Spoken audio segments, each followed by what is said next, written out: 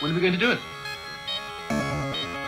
When I say resistance, liberty, death to the oppressor.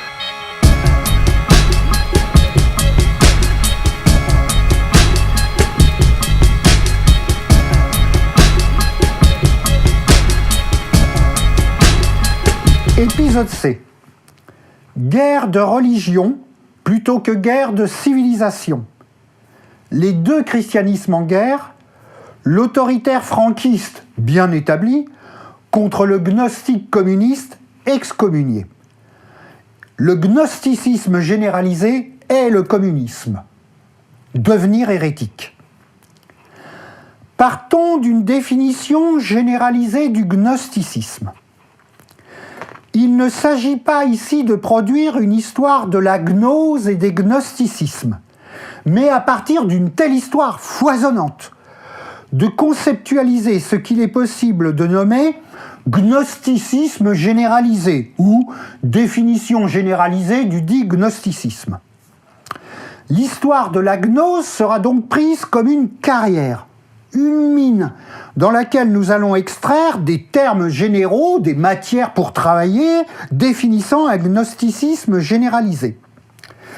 La caractéristique importante de ces termes généralisés est qu'ils sont arrachés à leurs contextes historiques et en particulier philosophico-religieux, mystiques pour être sécularisés. Qu'est-ce que j'entends par séculariser ? Ça veut dire théorisé et rendu apte à s'intégrer à une pensée de la scission communiste ou hérétique. Pour dire les choses autrement, peut-être de manière plus simple, il y a dans la gnose historique, qui, vous le savez, est aussi vieille que le christianisme lui-même, donc 2000 ans, il y a dans la gnose historique des éléments révolutionnaires, éléments qu'il faut arracher à un magma philosophico-religieux mystique, lui, totalement muet aujourd'hui. Donc il faut réinterpréter. Les éléments de la définition généralisée que nous nommerons axiome gnostique forment un noyau minimal, noyau qui peut être considéré comme le point de départ d'un cheminement pour briser l'unité supposée du christianisme européen. Arrivons donc à ces axiomes gnostiques ou du gnosticisme généralisé. Premier axiome. L'homme a toujours la primauté. Centre, départ et terme de la pensée et de l'action, du reste. L'homme détermine toutes les entités anonymes, qu'elles soient des entités de la religion, de la philosophie, de l'économie ou tout autre. Vous savez, c'est le fameux problème du fétichisme. Bon. Donc l'homme détermine les entités anonymes sur lesquelles il jouit de la primauté. Il n'existe pas quelque chose qui ne soit pas une production humaine. Axiome numéro 2. L'homme est un dedans enfermé dans un dehors qui s'appelle le monde. Axiome numéro 3. Ce monde est une création ratée. Voilà, je dirais, le centre de la pensée gnastique. Le monde est une création ratée, dont la défaillance illimitée ne peut se mesurer sur une échelle de perfection divine et ne peut se comparer à un quelconque infini ontologique. Si vous voulez, pour le dire d'une manière très vulgaire, c'est un tel merdier qu'il n'est pas du tout question de parler ni de divin, ni d'ontologie pour parler du monde. Quatrième axiome.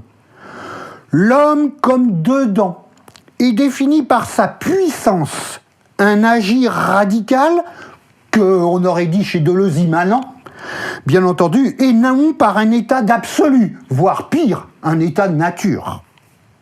Axiome 5. Cet agir radical peut générer une science du monde, et vous savez que le mot gnose en grec veut dire connaissance. Et donc, cet agir qui génère une science du monde, c'est ça la gnose au sens strict, alors qu'on l'emploie dans un sens beaucoup plus large, qui est une pensée qui tourne autour de ce truc-là, etc. Donc, une science du monde qui est une science en immanence, et non pas une science comment dire, imposée par des lois naturelles, par des versions naturelles, qui peut être aussi bien une science critique qu'une science de la philosophie. Axiome 6.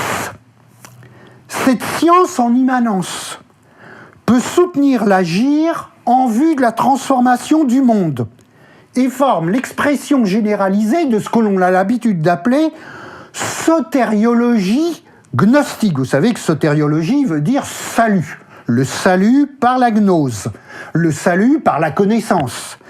Il y a donc une visée du salut du sujet assujetti par l'homme. Et ça, c'est extrêmement important. Seul cet homme sera le sauveur. C'était ça le sens de Jésus. Jésus est un homme.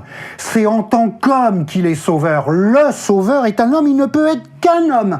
Et je dirais, parce que c'est une sorte de tradition qui remonte à l'après 68, que cet homme qui seul sauvera peut se dire en femme. La femme étant l'avenir de l'homme, comme vous le savez bien. Le thème largement débattu du messianique est ici déflaté en messianicité, ce que l'on aurait dit autrefois d'une manière beaucoup plus simple, l'engagement communiste.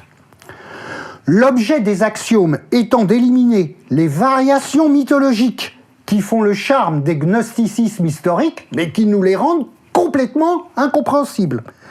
Ainsi d'opérer une transformation apte à introduire à la sortie de l'économie l'objet de la gnose, l'objet du gnosticisme depuis l'an zéro, si j'ose dire, c'est de penser, bien entendu, la possibilité de sortir du monde, la possibilité de sortir du monde structuré par l'économie. Les critiques violentes de la gnose, Dieu sait combien il y en a eu, puisque les gnostiques ont tous fini exterminés. Donc les critiques violentes de la gnose et des supposés gnostiques. Je donne deux supposés gnostiques, Heidegger et Marx. Par exemple, cet auteur allemand très chrétien qui s'appelle Vogelin, n'ont vu que l'aspect religieux ou mythologie ou mystique de cette gnose.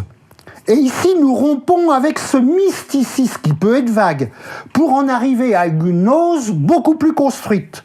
Et peut-être le point clé de cette science, puisque gnose veut dire science, c'est-à-dire l'axiome 1, je rappelle l'axiome numéro 1, l'homme a toujours la primauté. Il détermine les entités anonymes sur lesquelles il jouit de la primauté. Donc, le point clé de cette science, l'axiome 1, est la critique du fétichisme.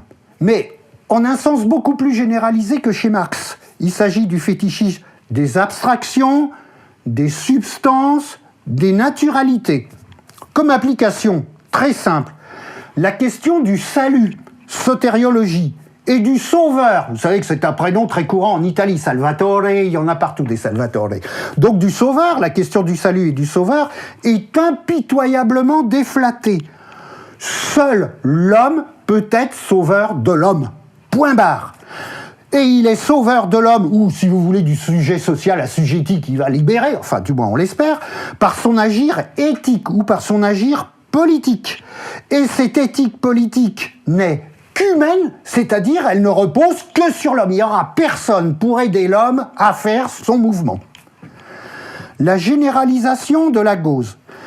L'éradication de ces développements sulfureux, mystico-religieux est nécessaire pour nettoyer, libérer un noyau gnostique, pour le libérer de toutes les normalisations mondaines, historiques, finalement pour faire entendre quelque chose de très important, le cri d'horreur de l'homme qui est perdu dans les raies de l'histoire monde. C'est ça le centre du gnosticisme. L'homme est perdu dans les raies de l'histoire monde et il pousse un cri d'horreur à la vision de ce monde, etc. Encore une fois, la gnose généralisée doit être distinguée d'une gnose historique religieuse, chrétienne, surtout spiritualisée. Dans ce cadre, on peut repenser l'un des éléments centraux du gnosticisme qui s'appelle l'adversaire malin, le diable. C'est quoi le diable? Bah, le diable, c'est l'économie. L'adversaire malin, c'est l'enfer monde. Voilà. L'économie et ses circuits, les cercles d'emprisonnement, sont panoptiques, c'est-à-dire ce dehors dans lequel nous sommes englués. Mais véritablement englués. Qui peut prétendre se sortir de l'économie, hein, même si on demande de le faire? Vous voyez le problème. Bon. Enfin, thèse essentiellement, cette fois-ci, para-augustinienne, bon, il y aurait toutes sortes de choses. On n'oubliera pas le thème grandiose de la création ratée. Le monde est une création ratée. Donc le démiurge, alors le démiurge, est-ce que c'est Dieu, est-ce que c'est le diable? On ne sait rien, peu importe.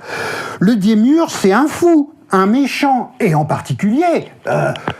on a sous les yeux un fou méchant, un fou de richesse et de puissance, appelez-le trompe. Voyez? Bon. Eh bien, bien entendu, ce monde a une défaillance intentionnelle et non pas inintentionnelle.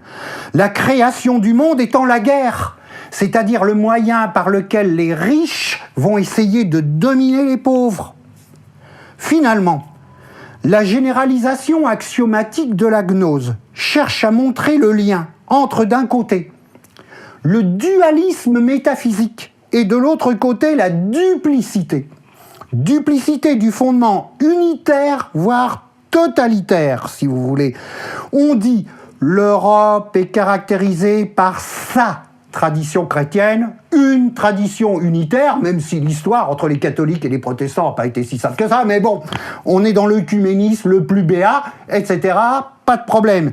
Eh bien, si vous voulez ce truc-là, cette espèce d'unification a posteriori des choses, ça c'est la duplicité la plus totale, puisque l'objectif c'est de cacher qu'il y a encore un autre problème derrière, c'est-à-dire une autre tradition qui a été écrasée encore et dont on ne veut pas parler, dont il ne faut pas parler. La gnose, bien entendu, peut exprimer une pulsion révolutionnaire, ou bien une pulsion plus compliquée, qui peut être révolutionnaire, mais tout en restant conservatrice, etc. Donc il y a encore un problème par rapport à ça.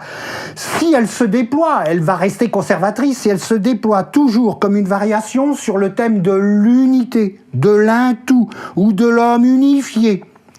Ce qui est extrêmement important, si vous voulez, pour penser les termes révolutionnaires ou les termes communistes, c'est la critique de cette unité.